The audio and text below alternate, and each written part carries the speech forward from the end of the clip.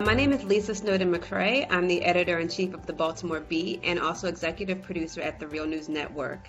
This is the fourth in a series of interviews with candidates for City Council President based on data collected as part of the Blueprint for Baltimore survey.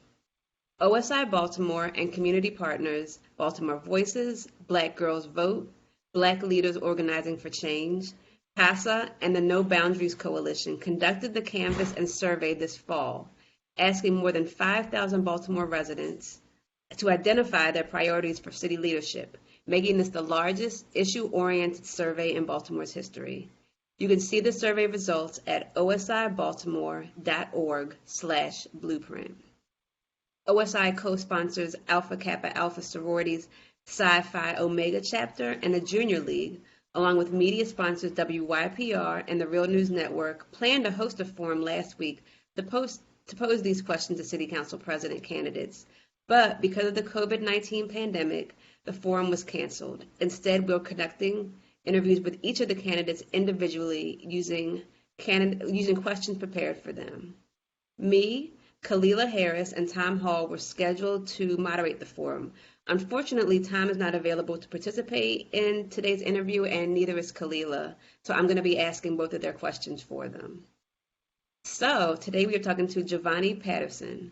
We'll ask him questions related to 6 areas covered in the Blueprint survey: education and youth support, public safety and policing, housing, economic and community development, health, and civic participation. We'll ask you to please limit your responses to 90 seconds.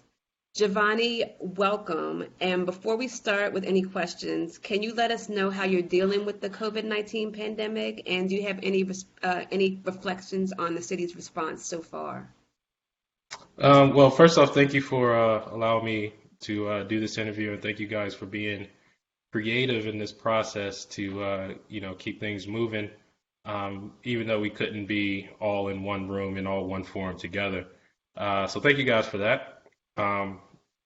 As Lisa said, my name is Jovani Patterson. I am running for City Council President. I was born in Baltimore. I actually grew up in South Carolina, but have been back in Maryland and Baltimore for over half of my life. So this is home.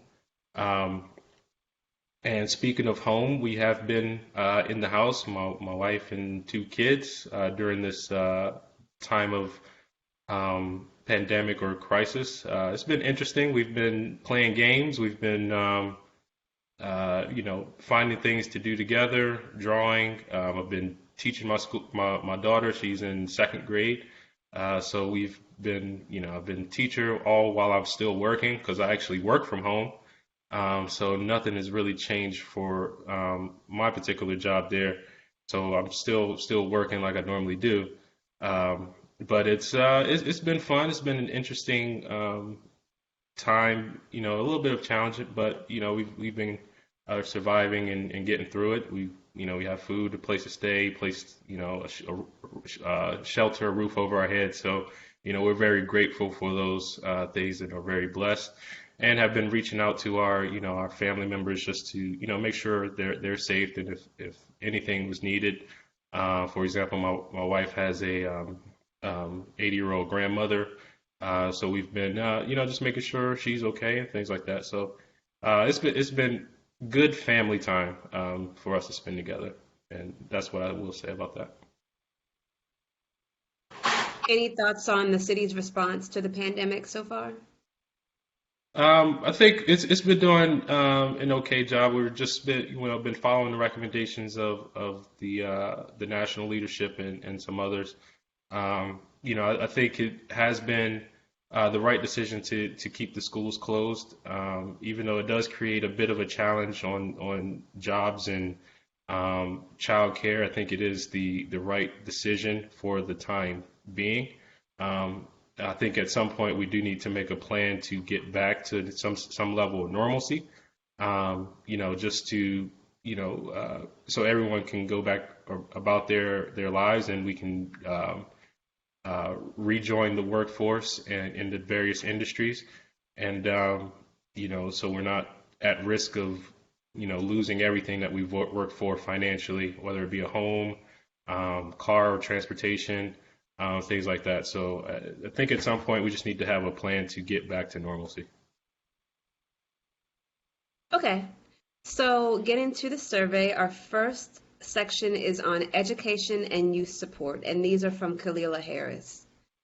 City officials often state they don't have a role in public education because they don't control Baltimore City public schools. Answering only yes or no, do you believe the school board commissioners should be confirmed by City Council? I do believe that, yes. Okay. And what other specific ways does city government play a role in making sure children have quality public schools? Um, well, I think part of it is one is the infrastructure. Ensuring that the schools are up to par. I mean, we have several schools still without heat and air. So students are missing days in that regard. And I think there should be some level of civics involvement within the education process, because a lot of students actually don't know how government works, and how their voices can actually be heard. So as a result, students are coming out of school with a false perception of how government works, and it doesn't really make things better.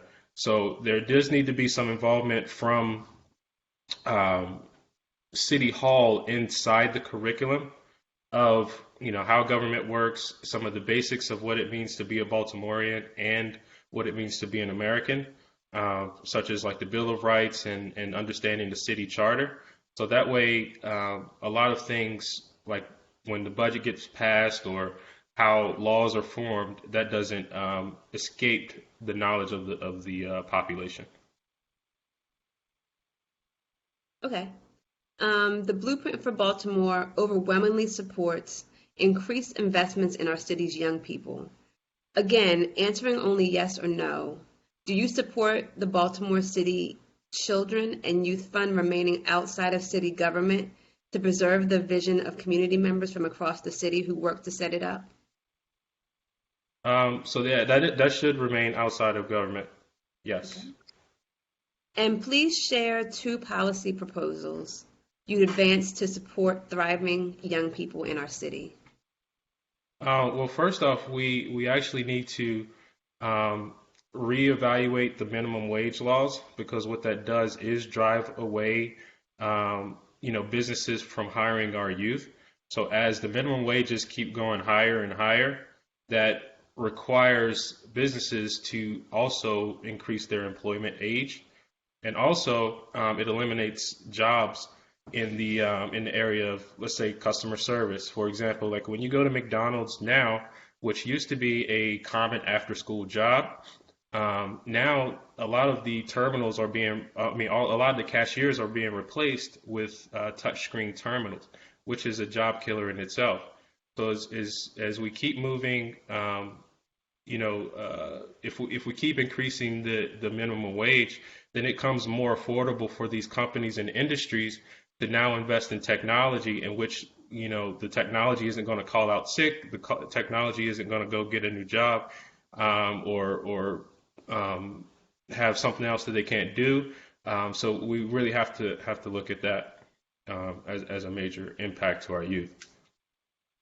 So there are some that argue, though, that minimum wage, even what kind of minimum wage activists are raising it to, is already, with the bare minimum of, say, like a $12 or $15 an hour raise of minimum wage, still doesn't catch up with our cost of living.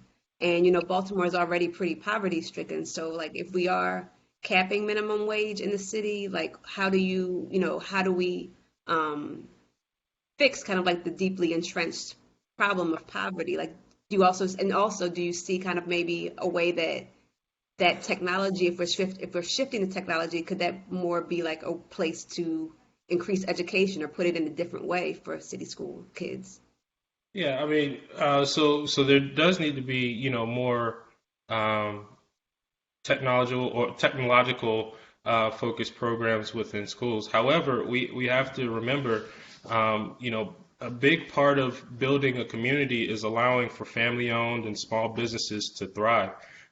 which can hire, local talent, youth, teach principles of finance, teach principles of ownership, and also teach principles of ownership within the community. So when you have a community of people who enjoy or own their environment, the streets are safer, the streets are cleaner, and because of that, because of family-owned business, you're gonna pay the going rate, or because you're in business, are aware of the market challenges, and aware of the local market, so you can have employees, pay a fair wage, while maintaining, or while decreasing poverty, actually, because you're increasing job opportunities for the local people. Okay. Some argue that money the city spends on policing should and could actually be rerouted to education and other youth services. What's your take on that? I think there needs to be an evaluation of the entire city budget, because there's a lot of things that are hidden within. When it comes to the schools, I don't believe the schools are actually underfunded. I believe just the money is going into wrong places, or being stuck on North Avenue. So there's a lot of I guess, budgetary items. If we look at where the money is going, we will find a lot to free up to go to our education. I would not recommend spending more money if we don't know where the actual money currently is going. That you think that the money, schools actually aren't underfunded, the money's not going to the right places. So can you talk a little bit about the places that the money is going that maybe it shouldn't go? Well, there's still some, still kind of some the layers to unwrap, but I do know one place to definitely investigate is the K-12 buy system, and why teachers actually have to buy through that system instead of being able to get things directly, for example, on Amazon. Regardless of how many feel about Amazon, there are less expensive options for things like light bulbs and projectors and school supplies on Amazon than going through the K-12 buy system, which oftentimes inflates prices. There have been examples of, let's say, a new teacher comes to teach at a school, and they're promised a $9,000 budget for necessities for their students. So, during the interview process, they're promised $9,000 that you can spend on, you know, creating your classroom, creating the best environment for your students. But then when they get hired, that 9,000 is then taken away and said it's now 2,000, and you have to buy through this inflated system. So there's been teachers that I've spoken with, and have shared that same sentiment that because we have to buy through the system, I can get it much less expensive on Amazon, but we have to buy through these systems. Okay. We're now going to move over to public safety and policing, and these questions were submitted by WYPR's Tom Hall. Okay. The first one is 32% of respondents to the survey support expanding safe streets. The city has other violence interrupting programs like ROCA. ROCA is now funded in large measure by, I've been struggling with this word all week for some reason, philanthropy, as are several smaller organizations like HOPE, or Helping Oppressed People Excel. Does the city council president have a role in coordinating the efforts of these different groups? I think just from my personal stance, I believe the less government interference, the better, especially if you're already doing a great job. So I wouldn't recommend government interference or meddling unless it's absolutely necessary. If Hope, for example, is asking for further assistance, then we should look at ways to help out in ways that benefit or provide a benefit for the city, and the way that the city government can provide benefit to that system. It should be a mutual agreement. It's not just, hey, we need this for this, and the city gives it to you. Okay. 24% of residents in the Blueprint survey said that they want to improve the relationship between police and the community. What is the role of the city council president in that endeavor? So we can, kind of create the environment. I think there of course is, legislation that can be created, but it is more about culture and action. So I believe there really should be a mandated partnership between the police and community organizations, where a police or there's police representation at every community association meeting and event that's going on within the communities. I don't believe the police should be the first line of defense or the first um, I, for lack of a better way of putting it, the first line of defense, because I believe a lot of um, interaction should be up to the community to handle before it gets to city government. The basis of my platform is bringing family back, which encourages us to recognize the family structure, as the first government, as you so to speak, because that's where all the accountability lies. There was a time where if you got in trouble by the police, they wouldn't take you to jail; they would take you back to your parents, right? So when we restore the community order in that manner, our streets will be safer, and there will be less violence, less crime, and things like that, and there will be less people going to jail because instead of going to jail, you'd be going back to your parents or going back home. Okay, final question on policing and public safety. The city council president is the chief legislative official in the city. What legislation can you suggest or imagine that would effectively address violence reduction? Um, we really need to put some boots on the ground right now, especially regarding repeat offenders. Right now, we have a system in which that repeat offenders are really just back on the streets. So we really would have to address that and ensure that the communities remain safe or increase in safety by reducing the amount of repeat offenders. Now, it's heard several times by various different people, but no one's willing just to say, let's just do it now. Um, it's just a matter of just not allowing repeat offenders back on the street because there are a handful of people that are committing crimes. There are a handful of people that are doing things that jeopardize our streets, and they're known who they are by the city leadership, but it's nothing is done about it. And like, do you see yourself, because I think that you'd be president, but also kind of what I've noticed about our current batch of kind of city council members is that they tend to go towards more kind of progressive solutions to crime solving. Like I know that Zeke Cohen actually has done a lot of work around that and kind of like community healing type work. Do you think that you'd be able to get this legislation through, working with those folks?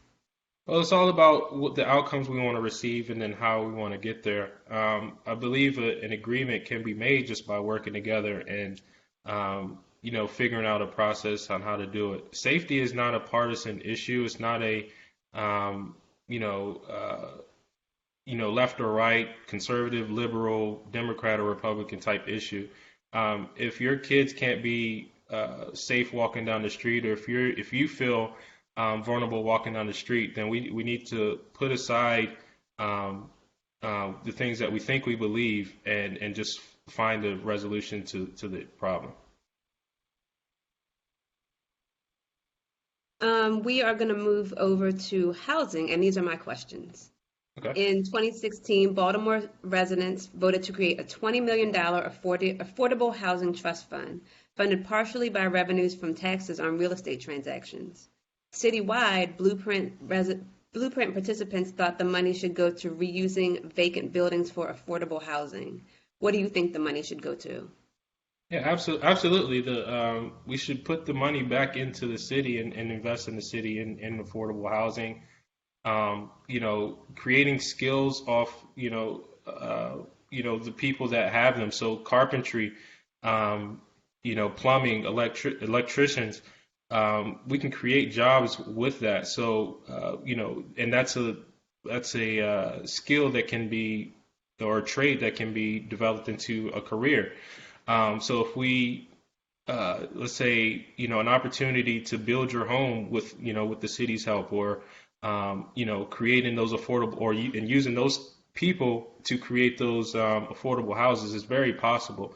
And let's not forget, an additional 10 million can be added to that, because right now in the city budget, 10 million goes to just boarding up vacant homes as well. So we could really easily make that number already 30 million that could really go to improving a vast amount of our neighborhoods. Um, some activists have argued that city leaders haven't exactly been attentive to the needs of our city's homeless residents. Do you have any plan, to help them and give them support? That could go back into the affordable housing, but also these are community really driven issues, and we have to look at it based on a community level, and very not so much as a government level. The communities, and that's what I really intend to do as city council president, is really find out how we can get the needs of each community met, and the best way to for that community, because that does impact the culture of that community, and it could be a beacon of light for each individual area on how this problem would resolve. So downtown, there's places that we could create for the homeless population, with the downtown partnership, and things like that, based on the community. And we can do that all across the city. But I think it's going to be resolved more locally than at government, but with government support to back the funding, and the zoning and everything else that goes along with it. All right, we're going to move on to economic and community development, and these are Khalila's questions. Okay. Would you support a universal basic income for at least 35% of residents with the lowest incomes, or living at 150% of the regional poverty level? I haven't quite made a decision on that particular issue just yet, but from a principle, I do not support a universal basic income, mainly because you're creating a system of dependence, which we already have within the city of Baltimore, which is why our city is the way it is. So I wouldn't support it, mainly because it really creates a dependence, and if you feel like you can live off basic income plus the other public assistance that may be received, there's no your economy isn't really going to thrive, because there's no need for work, right? There's not going to be a need to create businesses. There's not going to be a need to create other opportunities.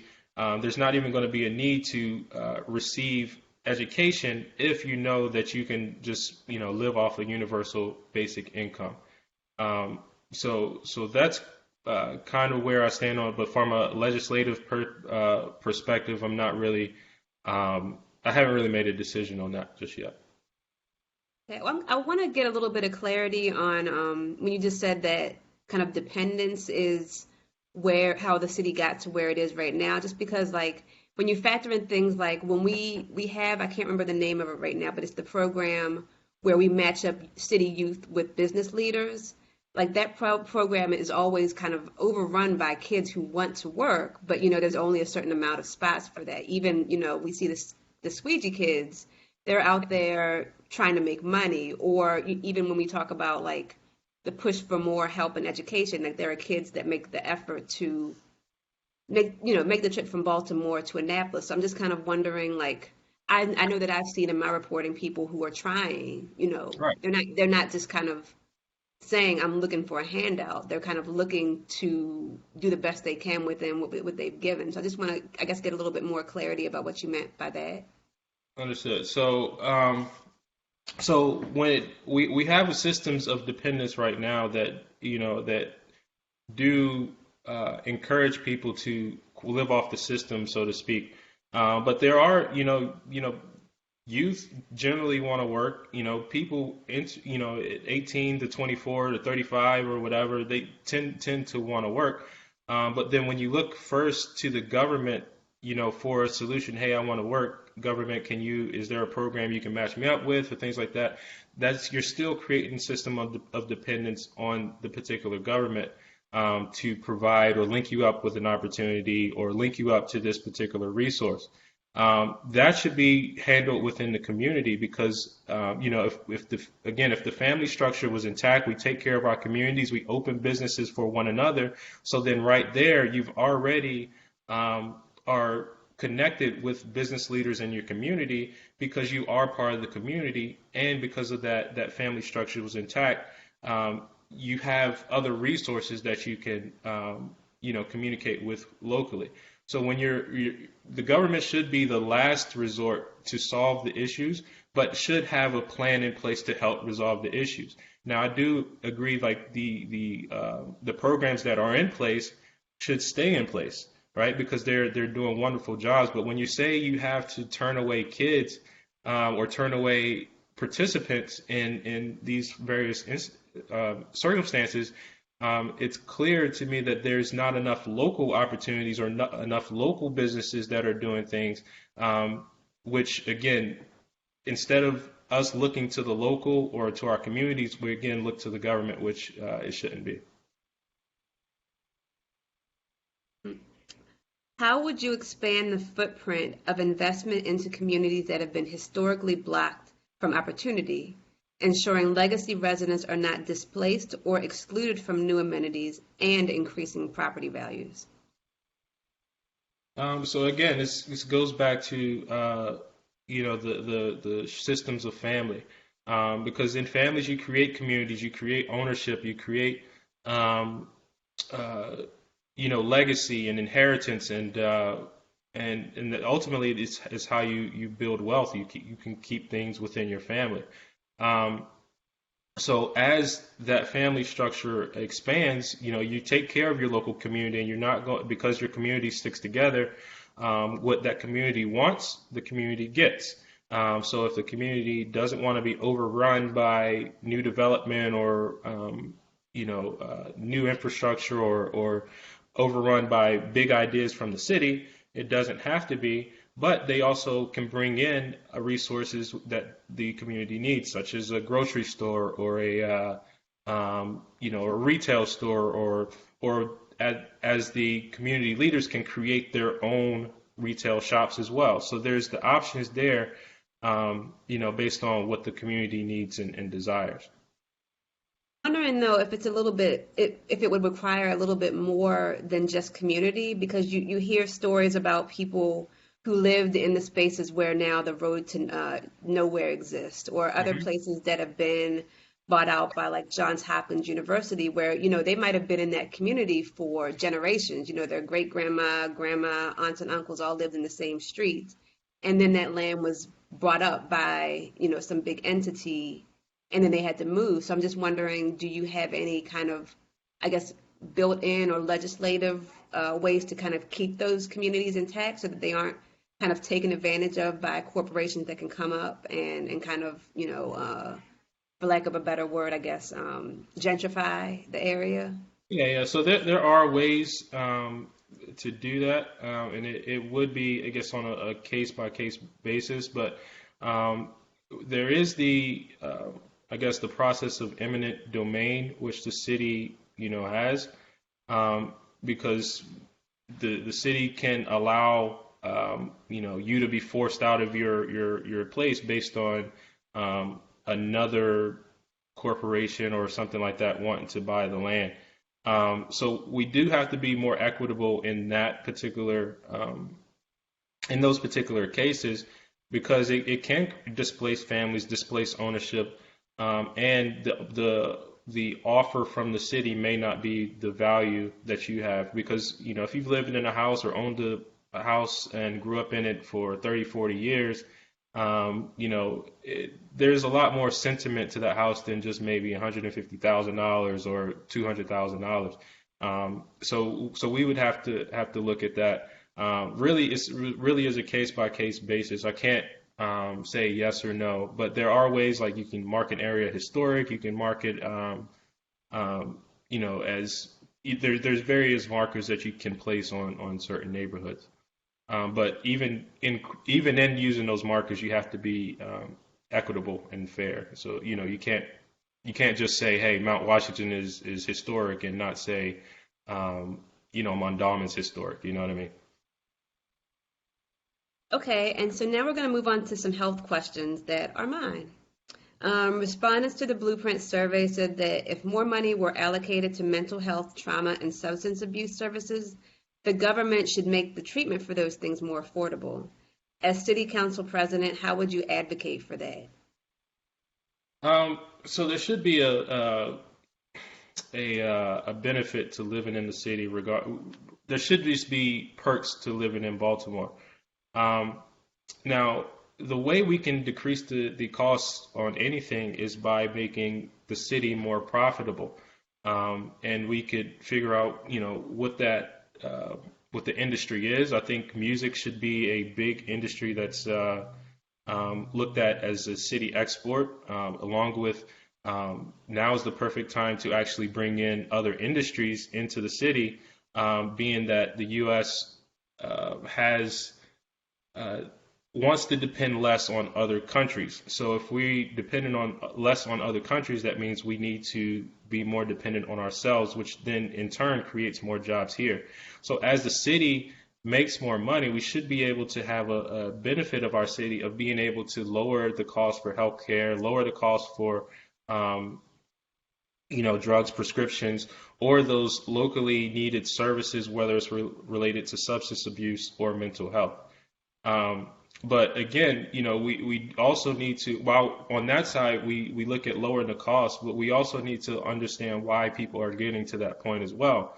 And again, it really goes back to family structure because a lot of times people go looking for outside dependencies when everything, is really already inside and based on the family structure, that's really where you find that. It's been proven over and over that the children that come from two-parent households are more likely to finish school, less likely to get involved in drugs and gangs, more likely to start a career, and just based on that will prevent or reduce the need for the substance abuse and mental health needs. Okay. Do you think, I'm sorry, wrong question. Do you have a plan that addresses the kind of lingering issue of food deserts in the city? And if so, what is it? Yeah, so we really have to, again, partnership with the local communities and understand how we could, make the increase accountability between the communities and the government. Because ultimately, a grocery store or things like that are for-profit businesses because they want to make money on their investment, which there's nothing wrong with, especially when you're providing a service such as food to an environment, to an area. A lot of businesses don't want to come to Baltimore because the high taxes, high crime, which then leads to higher insurances and profit loss. So it's really not profitable to run a business in the city. Now, so we want to, one, decrease the property taxes, allow for those type things to happen. But on the flip side, encourage, local growers. I had an idea that, maybe we, open up more markets, or more local markets in, communities, such as like maybe little farmers markets, or, kind of food share type things where, you have your local growers in urban garden type environments, and you share, come together and kind of share your resources within your communities, for, tomatoes, fruit, vegetables, and we're talking about healthy food options here, so that will, uh, I guess, satisfy that need as well. Okay, thank you. And now we are on the last section, which is civic participation. And these questions were also prepared by Tom Hall. Okay. The first one is 80% of white voters said they have been involved in informing the budget process. Less than 60% of African Americans and 40% of Latinos said the same thing. How would you increase engagement in the political process among people of color who have long been marginalized in Baltimore's power centers? Well, again, this goes back to the education in schools.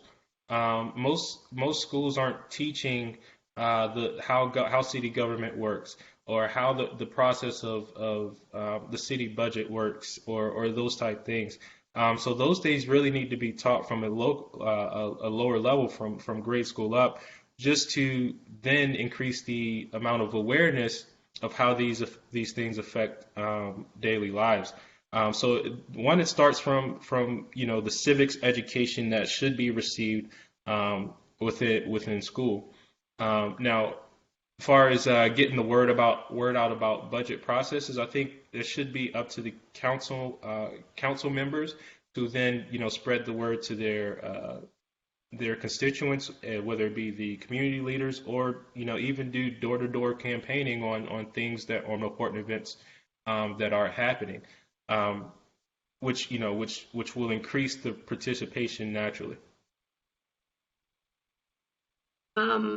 Next question. Do you support amendments to the charter that would reduce the size of the Board of Estimates from 5 members to 3? I would support it, but I think it does maybe need to be an elected position, not necessarily an appointed positions on the Board of Estimates. Because right now the mayor does have 3 votes, and then 2 of them are placed in the position. I think it was the DPW and the comptroller, something like that. But there does need to be more public involvement in who's on the Board of Estimates. A final question, and you actually touched on this a little bit a few minutes ago. What are your plans for engaging citizens and getting their input after being elected?